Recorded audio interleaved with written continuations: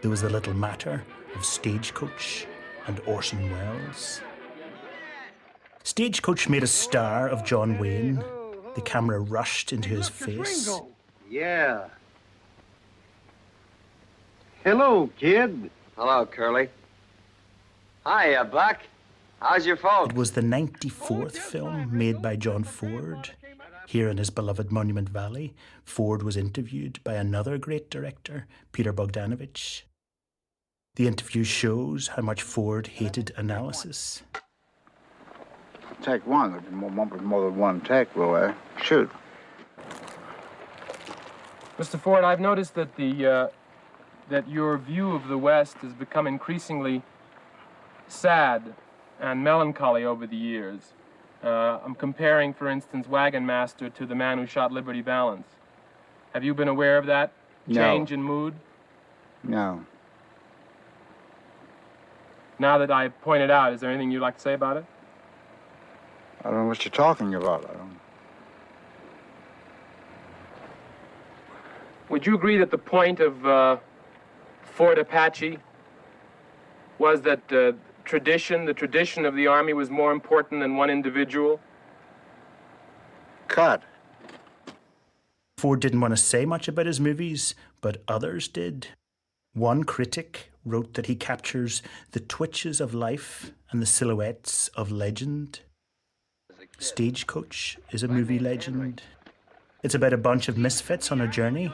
One of them, a saloon girl and prostitute, is cold-shouldered by the others. But she's befriended by a cowboy called Ringo Kid. Many of the shots in the coach itself are filmed with back projection. Ford contrasts the claustrophobia of the Stagecoach with classically composed pastoral wide shots like this one. In this setting, the Ringo Kid is brave enough to challenge the snobbery against the girl. I am really a coward. I know I am. So that's why I did foolish things. And I was decorated 8 or 9 times. Trying to prove that I was not a coward. But after it's all over, I still know that I was a coward.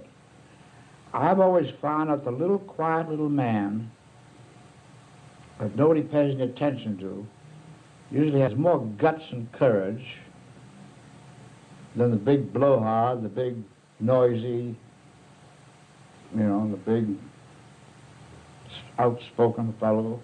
It's the little man that does the courageous thing.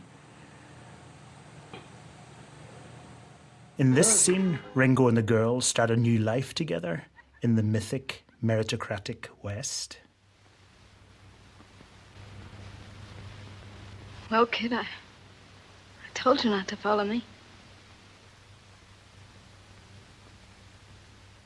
Ford stages the scene in deep space.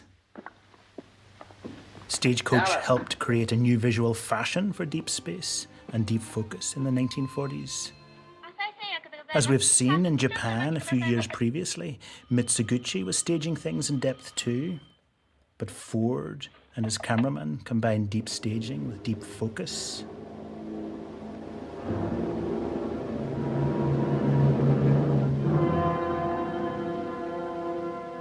The trend in cinema had been for the flattering effects of long lenses, which create shallow focus, eyes sharp, hair soft, background out of focus.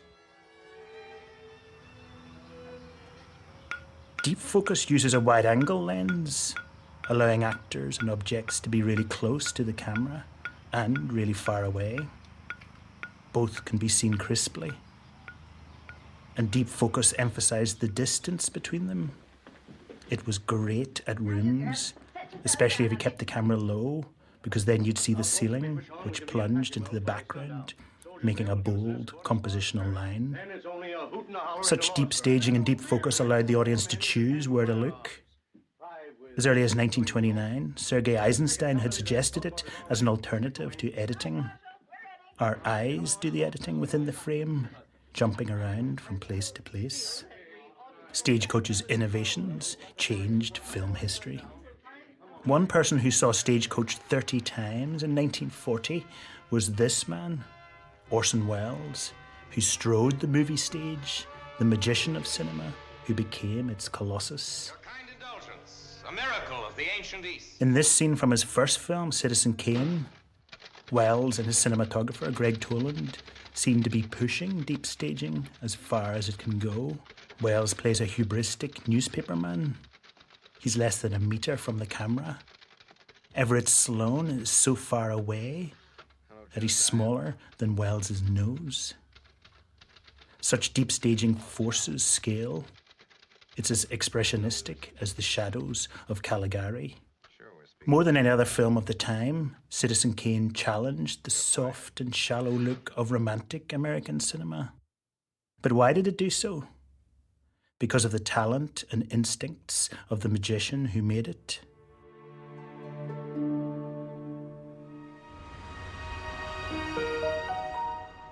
RKO Studio, where Wells made Citizen Kane. He was staging Shakespeare at the age of 4. His mother died when he was 8, and his father when he was 12. He lived in Shanghai, visited the palaces of faded emperors, got to know the story of power, and tramped through its ruins.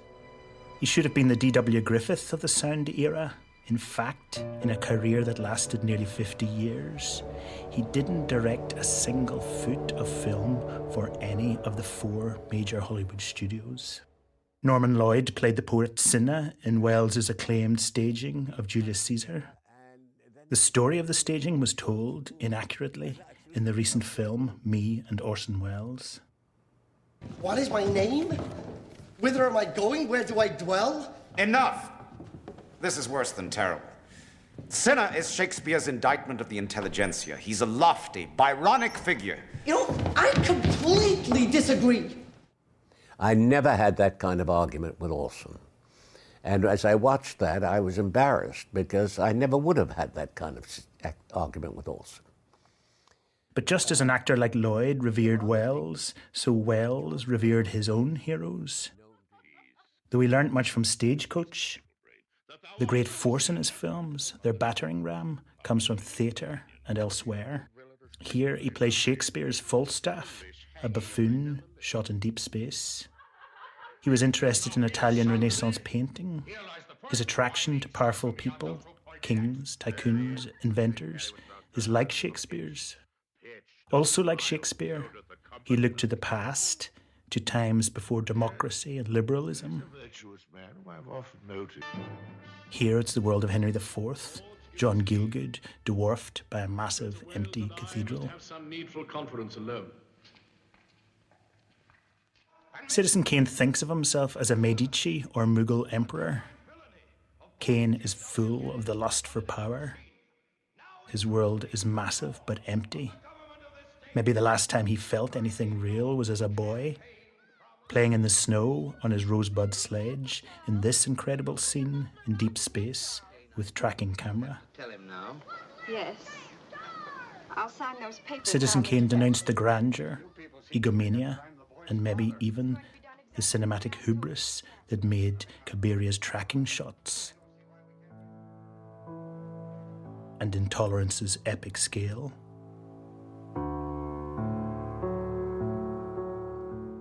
And the General's outlandish production values. Keaton's film was famously expensive. Shakespeare and the Medicis, the Mughals, Ottomans, and Stagecoach were not the only sources of Wells's visual and human ideas. There was the fact of his own body and voice. Both were enormous, mature, unfeasible even.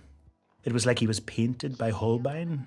He could never play a young person, or a teenager, or an ordinary guy, or a 20th century everyman. The space in his films was gigantic because his persona was gigantic. And the sound was gigantic too. Whispers in close-up, echoes from miles back. 49,000 acres of nothing but scenery and statues. I'm lonesome. Till just yesterday, we've had no less than 50 of your friends at any one time. I think if you look carefully in the West Wing, Susan, you'll find about a dozen vacationers still in residence.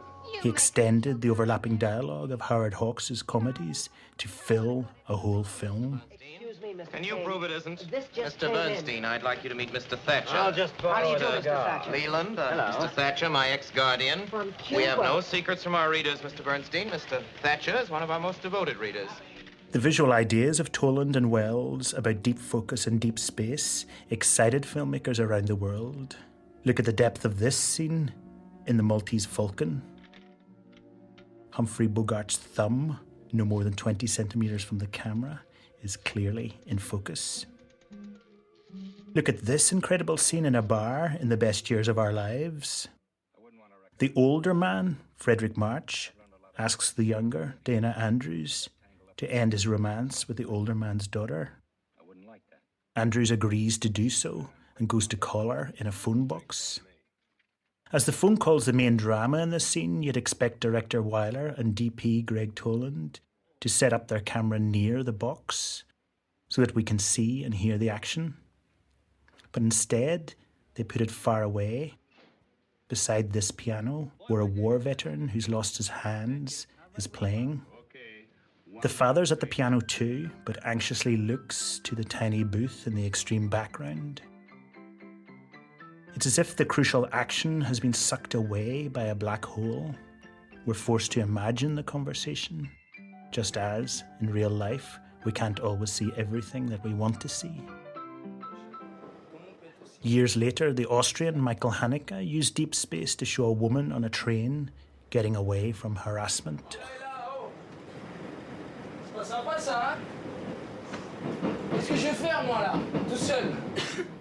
And the Hungarian Béla Tar used deep space to move our eyes from foreground to background and then to foreground again. In each case, the effect was one of tension, as if the world is in a force field in which the people are held. Deep staging in American cinema would become less fashionable again in the 1950s. The new colour widescreen film stocks were just not sensitive enough to suck in all that information at once. So here, in How to Marry a Millionaire, the space is shallow and the actors are displayed across it like a washing line. Very long lenses in the 60s and 70s excited directors about very shallow focus. Here, filmed with a long lens, Anouk Aimée floated in her own visual world like Garbo in the 1920s.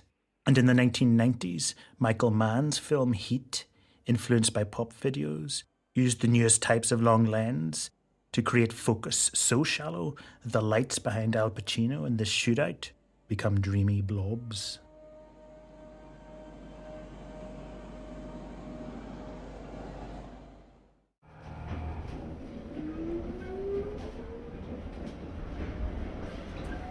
But it was this place, Italy, that was at the centre of the movie world in the 1940s.